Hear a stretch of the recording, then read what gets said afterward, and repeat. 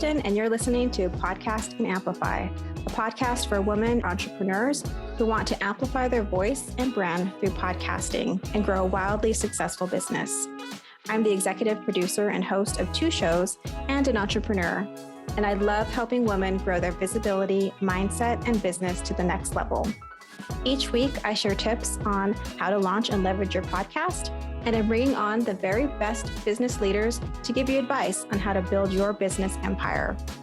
Let's amplify your voice and business.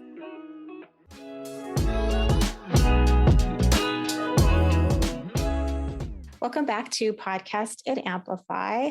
I am here today with Taylor Tieman. She's a business and trademark attorney, and I wanted to have her on because as we entrepreneurs grow our businesses, it's really important that we think about how to protect our businesses from a legal standpoint. So that's what Taylor is here to talk about. Welcome, Taylor. Thank you for having me. I appreciate it. So can you tell us a little bit about your story? And I know you have a couple of companies or things under your umbrella. So I am a business and trademark attorney. So I do have my own law firm. I'm a solo practitioner. So I'm the only attorney. We have a couple of folks helping us. I have a really awesome legal extern and a VA. But it's just me on the law firm side. And then as I was building the law firm and as I was taking on potential clients, I was realizing that the number one kind of hurdle for business owners to work with an attorney is the financial side and how, it's not ridiculously expensive, but it is a cost as a business owner that we have to kind of balance out with all the other things that we're spending on. So I also created a library for business owners that has DIY templates and courses where you're not working directly with me, but they're essentially resources that I've created for business owners that allow you to get some sort of legal protection in place if you're not ready to work with an attorney or if, you're just starting out. So those are the 2 kind of things I have that I'm working on and have my hands in. Yeah, I think I found you on Instagram at the Legal Miga, and you just share so many helpful resources there and the library as well. So I want to jump in and talk about where's the first place that entrepreneurs, business owners should start when they're ting about protecting their business. There's like a little triad of 3 things that I like to cover just generally for business owners. And I, by no means is it like an exhaustive list of things. And there's, you're always kind of checking in on legal stuff as a business owner, but when you are first starting or when you're getting, everything set up, 3 really great things to take a look at are, do we need a business entity? So usually that looks like an LLC or a limited liability company for a business to really separate your personal liability from your business liability. So business entity. And then we want to take a look at our intellectual property. And from the broadest level, I guess we could say, is our trademarks. So the business name that we're working with, do we have a logo? Do we have a slogan? We're really looking at how our customers or consumers identify us as a business, and do we need to protect that trademark and make sure, most importantly, that we've cleared it so that we're not running into trademark infringement. And then number 3 is contracts. So just making sure that we have base level agreements with anybody that we're working with within the business. If we're partnering up or collaborating with somebody outside of the business, we want to make sure everything's always in writing. And from there, we can always build out and branch out into, more specifics. But those are my main 3 for business owners. Okay, so I was told that if you want to trademark something, that you should just start putting TM on everything before you go through that process. Is that true? Yes and no. You can put the TM on your business name or a logo or a slogan. Those are just things that are commonly trademarked. You can absolutely do that. It's more of the way that it functions is kind of like you're giving notice to people that you are reserving rights in the name. So if we aren't sure that we have rights in the name, it might not be a great idea to immediately start with doing that, but you absolutely can. That's kind of our way of saying, like, look, world, I'm using this name. I'm intending on either filing an application for it or reserving whatever rights I do have in the name. But if we aren't 100% sure on what the rights actually are, we might be trying to reserve something or, put notice out there for something that we can't even own. So yes, it's a good thing to use. When we work with trademark clients, we usually have them start using that symbol right around the time we've done a search for, other names that might be conflicting with the name they've selected. So that we know at that point, like, okay, we're reserving a name that's not already taken or isn't going to hopefully hit any hurdles. So it is a good thing to put on your name as long as you have the kind of background knowledge of if you can reserve that name and if you can use it. So I have a few questions on the other two things that you mentioned, but I think it's a good time to continue talking about trademarking. So at what point in someone's business should they look at trademarking their brand? Yeah, I think the earlier the better, especially if you are picked a name that's the name that you really want to use, you're really passionate about, you've invested potentially marketing dollars in the name already, like on a domain or anything like that. If you've picked a name that you really, really would like to move forward with, that's a great time to kind of initiate the process of looking at potential trademark search and what we usually call like a comprehensive search, and making sure that it is actually cleared. We can move forward with it. So typically earlier the better. I know that's not always feasible for all business owners because the trademark process, just like anything else, is something that you do have to pay for. So, if you're a more conservative business owner and really want to make sure that the name you're using when you're launching is something that you can actually move forward with, that's when we get the process started immediately. If you're not quite ready to pay for those services yet or get it protected yet, you can always wait, but you're just running the risk of potentially not being able to use that name if we haven't cleared it properly. And then how long does that process usually take?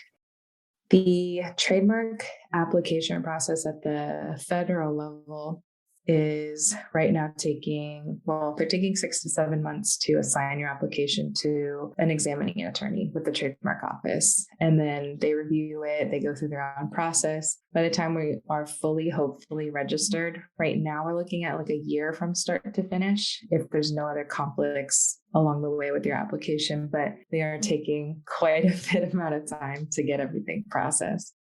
Okay, so that's good to know for listeners to just have an idea of timing and what to expect. Going back to the other two, LLC contracts, and I guess it includes trademark as well. What of these three things should you try and DIY? What should you absolutely not try and do yourself and hire a professional to do? I mean, they're all things that you can do yourself. You don't have to have an attorney form an LLC for you. You don't have to have an attorney file a trademark for you. You don't have to have an attorney draft your contracts. But I think if you can kind of at least speak to an attorney that maybe can give you pricing and you can see like, do I need one contract or do I need 5? And can I start with one or can I kind of branch out after? Forming a business entity is not a mandatory thing. It's voluntary. So, at that point you can assess like, how much is this going to cost? Do I want to get into this right now? So I think speaking with an attorney, trying to figure it out as far as the timing goes, but you can do any of those things. It's kind of like, I do compare it to, if you have a cold and want to go to the doctor and have them tell you like exactly what's wrong with you, or do you want to kind of like sit it out, wait at home, try and figure it out yourself? You might be wrong, you might be right. It's very much the same type of scenario with legal, like especially filing trademarks. You can file your own application. I have plenty of clients that have filed their own. They filed them successfully, but if they're done properly, we don't know that if we don't have a professional helping us. Yeah, it's like, do you want to stress yourself out on WebMD? Or do you just want to go straight to the doctor and know that, you set it up correctly from the beginning? In terms of contracts, I've seen people like copy and paste contracts. Like, I think they've even had someone give me one and say, oh, you can use this. What's the deal with that? Hey friends, we'll get back to the show in just a moment, but I wanted to take just a few seconds to invite you to a free workshop that I created. It's called Launch a Binge-Worthy Podcast, and it's all about helping you to create a heartfelt podcast that reaches your soul listeners and grows your business. If you want access, just go to podcastandamplify.com. It's totally free. Okay, friend, back to the show. I mean, And I see it a lot too, where I even have people come to me asking if I can review a contract for them. And it's something that they got from their friend or something that's been pieced together. And quite often it has wording in there that has nothing to do with what they actually need. Contracts are pretty specific to your situation. So there are some things that, you can kind of fill in the blanks. And that's why we do have templates that some people can use if it's for like a general type of, relationship. Like if we're bringing on a independent contractor, there's some standard things that we want to see in the contract, and you can swap out like names, you can swap out payments. But if we're getting a contract from somebody who cannot explain it to you and cannot tell you exactly what's in it, and you yourself don't know really what it says, we probably shouldn't be using it if we can't explain back to somebody like what's actually in it. Because there could be some things in there that really don't benefit you at all. We don't really know where it came from. And some contracts are really designed to protect one person in a relationship. And if that person isn't you and we are working with that contract, that's kind of maybe not be fun later. Contracts are pretty customizable to each situation. So if you do get, some sort of template, as long as it's hopefully drafted by an attorney, if an attorney has reviewed it, there's a bunch of different ways you can kind of grab good quality contracts or have an attorney review it without having to like pay, thousands and thousands of dollars. But I would try to stay away from just grabbing random things online, especially if we don't really know what they say. Yeah, I like that as a sort of test. It's like if you can't explain what it says to someone else, you probably shouldn't be repurposing it or using it. So that's a great way to look at it. Would you say that you need a contract for every service you provide? Ideally, at some point, yes, it would be great to have, a contract for each individual type of service. So like, our firm offers 4 to 5 different types of services. So we have 4 to 5 different types of contracts. They all look basically the same, except for when it gets to the part of the deliverables and what we're providing. So ideally, yes, at some point you should have a specific kind of customized contract for each offering, but that can kind of grow as you grow as a business. If you're offering one type of service specifically and you're doing like one-off projects, you can maybe wait until we start offering the other service more regularly. There's a bunch of different contracts that you could have in place as a business owner, and trying to get all of them immediately is going to be really stressful, really expensive. So, we work with business owners to make sure that they have the main ones that they need, and then we kind of build and tweak as they go. And there's no way even that at the very beginning of even talking to an attorney from the get-go, I can't anticipate what you might be doing 5 years down the line. So your contracts are going to keep evolving and keep changing. So, getting what you need in place, the bare bones of what you need from the start, and then kind of building as you go, because your relationships, even what you offer, are going to keep changing as a business owner too.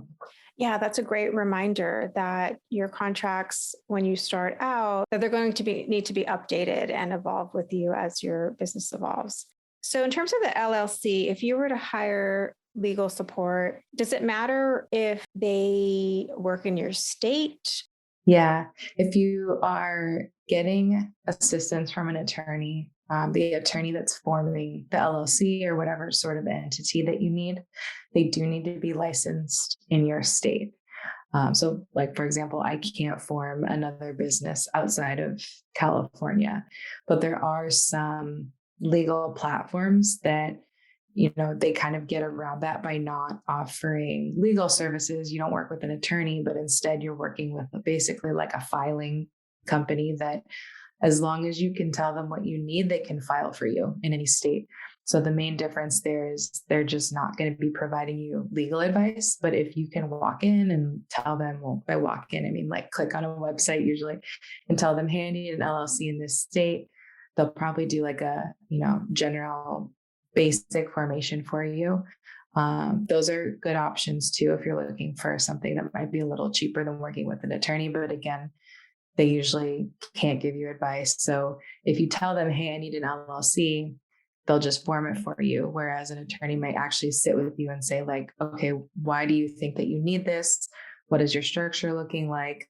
what are your best options? But yeah, all that to say, if you have an attorney help you, they do have to be licensed in your state. Okay, got it. I remembered something about that when I did mine, and I thought, oh, I should ask that question. What are some best practices that businesses can do as they grow and they're evolving, like we mentioned before? What are some things that they can put into place that will help them? Having good terms in your agreements or good terms on like your sales pages, or your landing pages, or customer checkouts is something that seems really obvious, but sometimes we're only thinking about one scenario. Like, is somebody going to want to get a refund, or is somebody going to want to, return a product? I think it would be, and it's not the most fun thing to do, but really sitting down for like half an hour and thinking about all the different scenarios of, if you offer services on like a modular basis, or like there's a deliverable in 3 months and 6 months, looking at like, what if they want to back out at 3 months? What if they want to back out at 6 months? Or if you offer, if you're selling online and you're shipping product, like what if somebody cancels an order like the day before it's shipped? Like, what do you do in that situation? So kind of fleshing out all of the kind of worst case scenarios and making sure that they're addressed in writing, whether that's in your terms on sales page or checkout, or if that's in a client contract, so that if that scenario does come up, you can refer back to,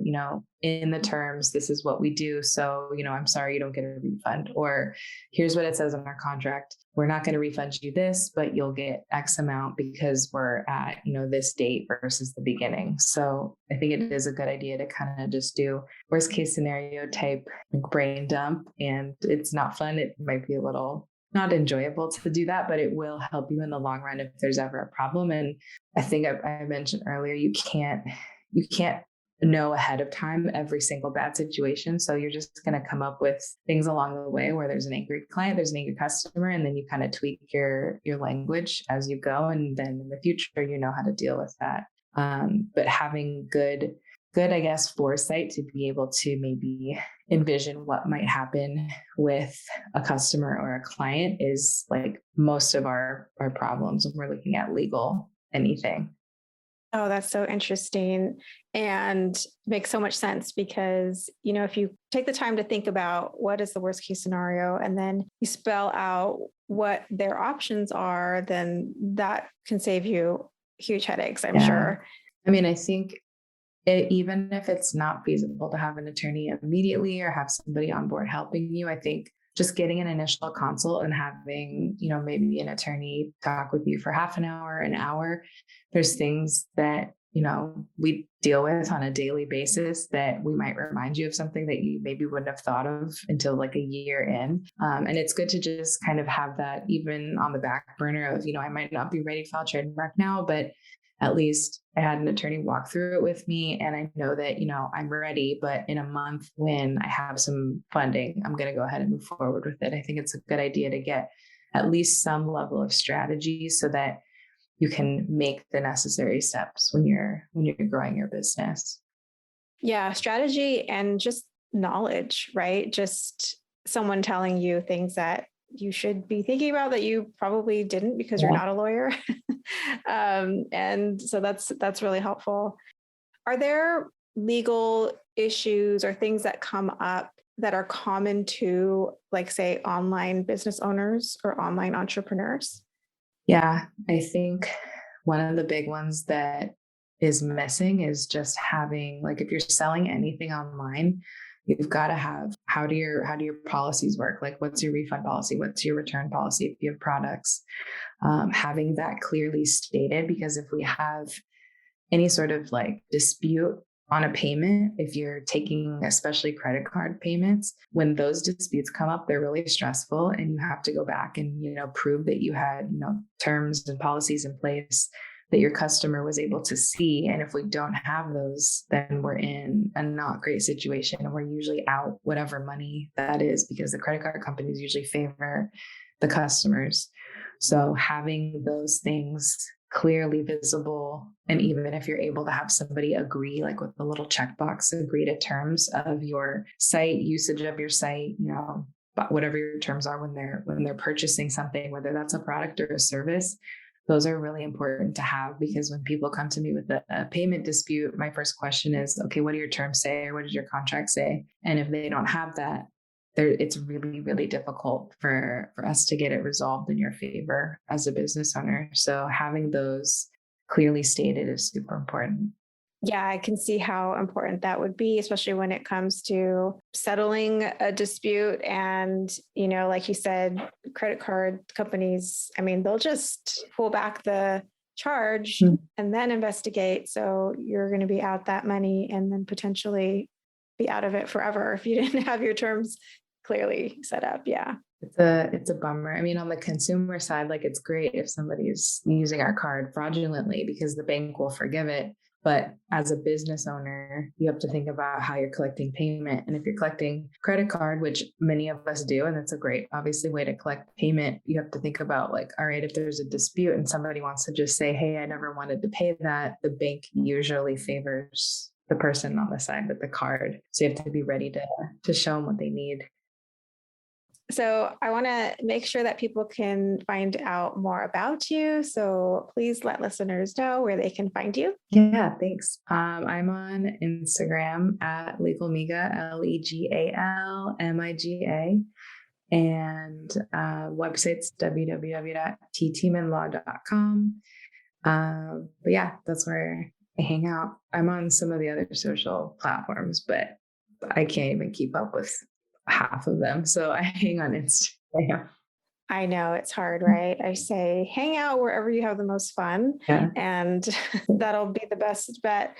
So we'll definitely link to all of those places in the show notes. And I just want to thank you for coming on and sharing your knowledge. I know that it will help a lot of our listeners just get a overview of what they should be doing, what to look for, and help them think about those legal things and protecting their businesses. Thank you. I appreciate you having me and making sure people hear about this stuff. It's important. I know it's not the most fun thing, but it is a foundational kind of thing to take care of as a business owner.